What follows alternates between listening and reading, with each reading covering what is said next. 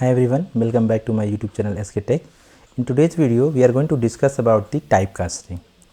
So we'll see what are the typecasting in Java and types of typecasting, and also we'll see types of explicit typecasting with the help of some example. So let's see what is typecasting in Java. So basically, typecasting in Java is a process of converting one data type to another data type using the casting operator. We'll see how we can use the casting operator to cast it. So basically, when you assign a value from one primitive data type to another type, it is known as a typecasting. So this is the syntax of the typecasting that we are going to see in one of the example or some couple of example. So basically, there will be like some data type, then variable name, and after that equal operator, and inside the bracket we will provide the data type that is going to be cast, which is similar to this data type, and there will be some value. So this is the basic syntax for typecasting in Java. So let's see types of typecasting. So basically, there are two types of typecasting: widening typecasting and narrowing typecasting. So what is widening typecasting? So widening typecasting occur when the target type must be larger than the source type. In the sense, when the smaller data type we want to convert into the higher data type, that type of casting is called as widening data type. So both the data type must be compatible with each other. It is not like you are trying to cast lower data type which is not compatible with the upper data type. So basically, both the data types must be compatible so that it will be converted, otherwise it will throw some exceptions. We will see. So basically, a lower data type is transferred into a higher one by a process known as widening typecasting. So this is also called as implicit casting. So let's see some syntax here, like how we are going to cast it. So similar to the syntax that we have seen, it will be something like larger data type, then variable name, equal operator, then smaller data type variable, and that should be compatible with the larger one that we have to note down with in case of the widening typecasting. Okay, so this will be the flow basically. So this will be the sequence of widening typecasting.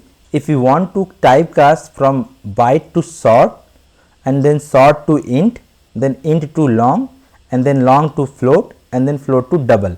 So basically, this is the lower data type and these are the higher data type, right? So this one is called as widening typecasting. So this is the possible.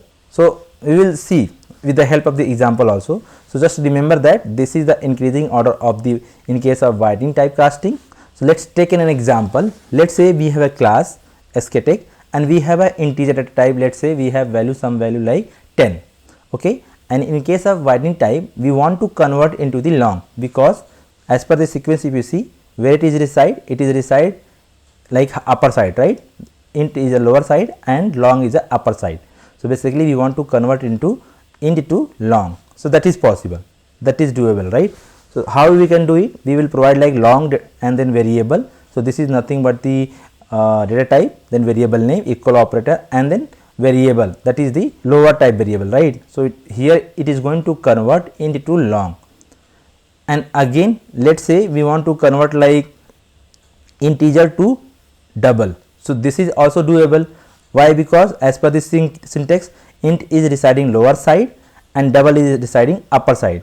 So what is happening here? It is happening like int to double means widening typecasting, right? So when you print this value, this long and d, so this 10 value will be printed in the long format and similarly in the form of the double.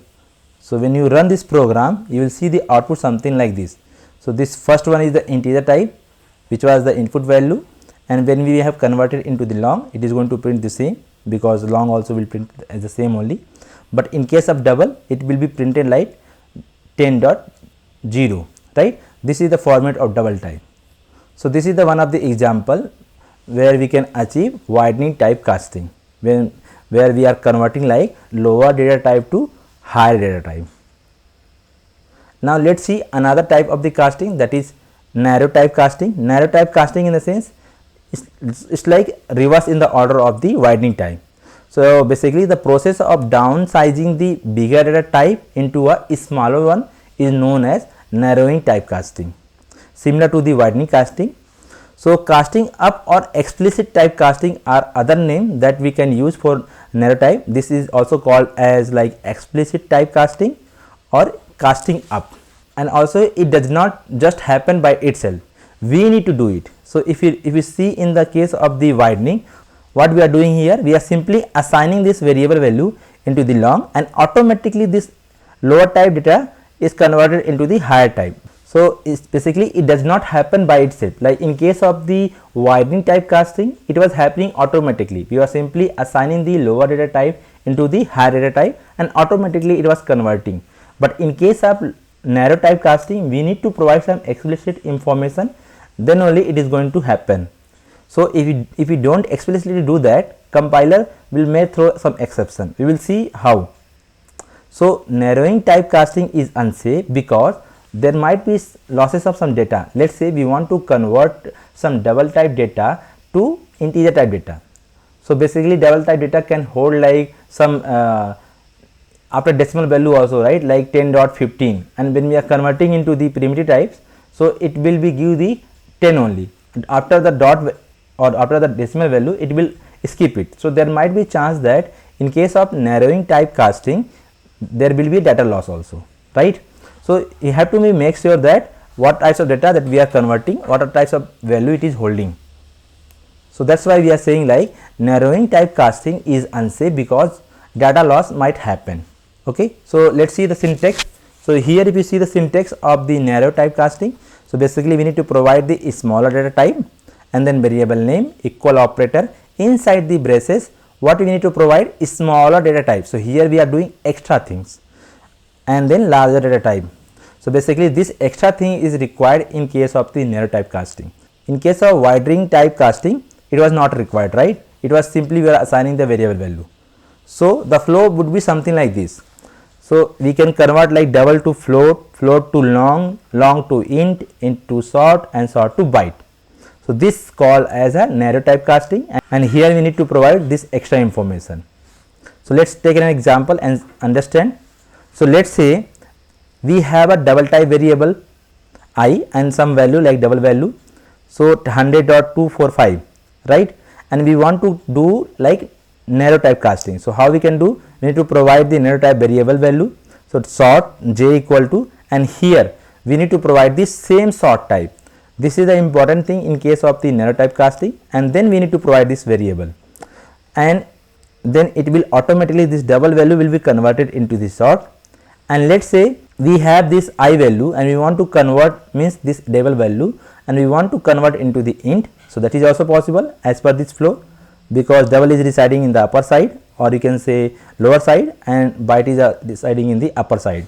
So double to int. So what we need to do here, we need to provide the int type variable equal operator, and inside the braces we have to provide the integer type, because this double is the higher. So if we are converting into the lower type, we need to provide that information. Like in case of sort, we are providing sort. In case of integer, we are providing integer.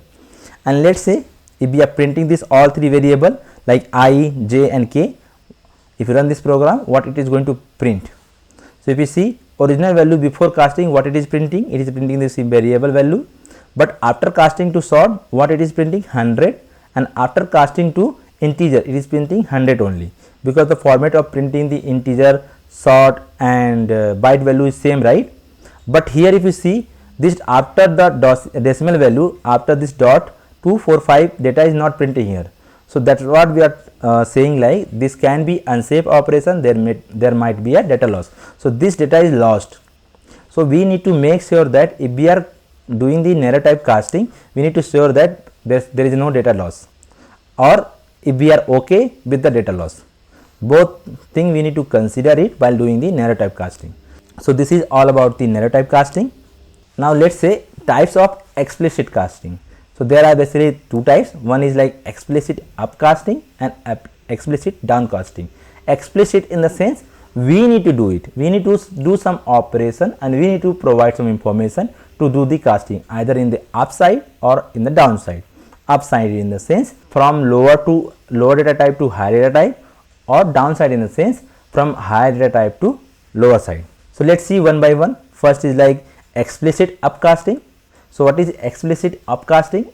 Upcasting is the process of casting a subtype to a supertype in the inheritance 3 upward direction. So like in the primitive case, we are just providing the information and Java is doing, right?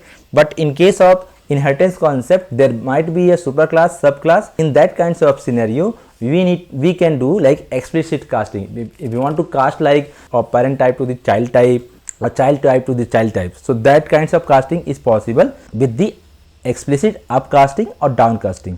So basically explicit upcasting is the process of casting a subtype to a supertype, because we want to cast from lower to high. So subtype to a supertype in the inheritance tree upward direction.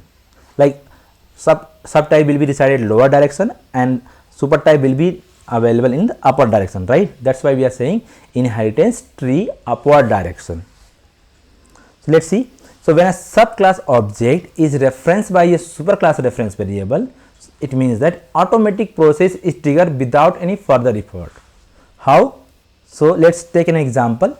So let's say we have a class called animal and we have some methods here, make sound, and let's say we have one child class like dog and it is extending the animal class. So this is nothing but the inheritance relationship only. This one behave like a parent class and this one behave like a child class. And if we create the object of the parent class and if we assign the instance of the child class like animal equal to new dog, so it means that this dog is the child class, right? This child class variable we are assigning to animal. So basically what we are trying to do here is this animal types will behave like a child class. That's what we have seen in the inheritance concept, right?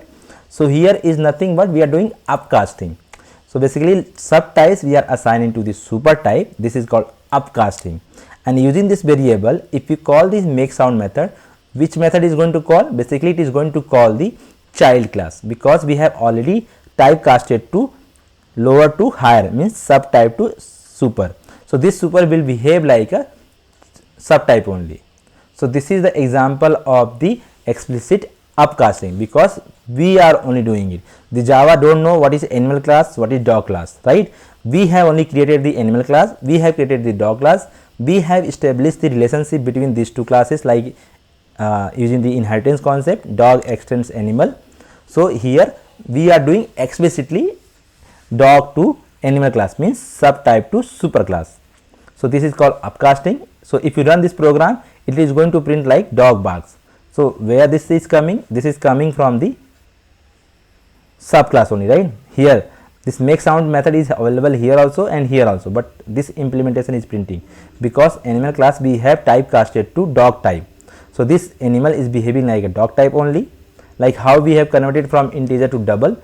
So let's see what is explicit downcasting. So explicit downcasting is similar to the explicit upcasting in a reverse order. So when a subtype referred to an object of the parent class, the process is referred to as a downcasting. So this is the definition of the explicit downcasting. Only the downcasting of an object that has already been upcasted is possible, because you cannot cast supertype to the subtype automatically. It will be only possible if the downcast of the object that has already been upcasted. For that only you can explicit downcasting is possible.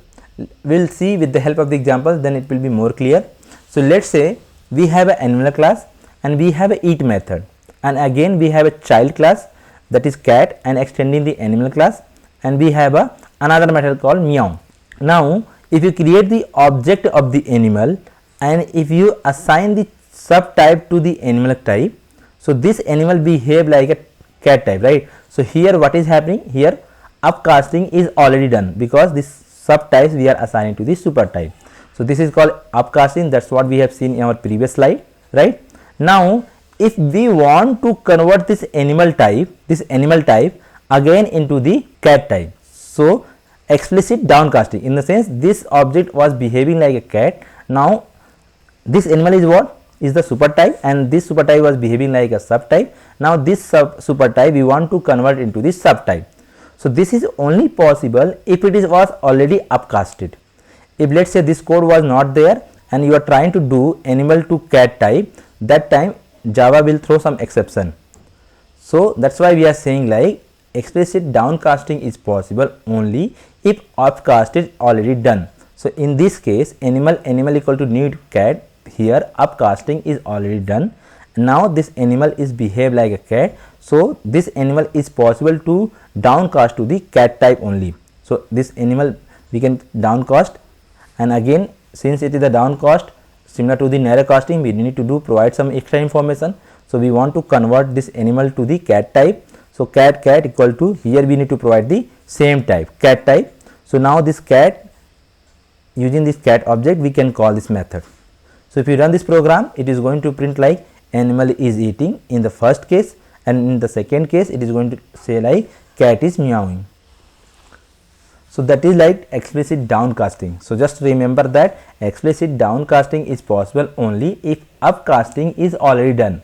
Like in this case, upcasting was already done, so that we are able to do the upcasting. If upcasting is not done, then Java compiler will throw some exception. So that's all for today's video. So in today's video we have discussed like what is the typecasting, what are the types of the typecasting available, and what are the explicit typecasting and when we can achieve it, and also the type of the explicit typecasting, right? And we have seen with the help of the example. So in next upcoming video we are going to discuss one of the important concept of the use, that is abstract class. So stay tuned, we'll meet you soon. Thank you.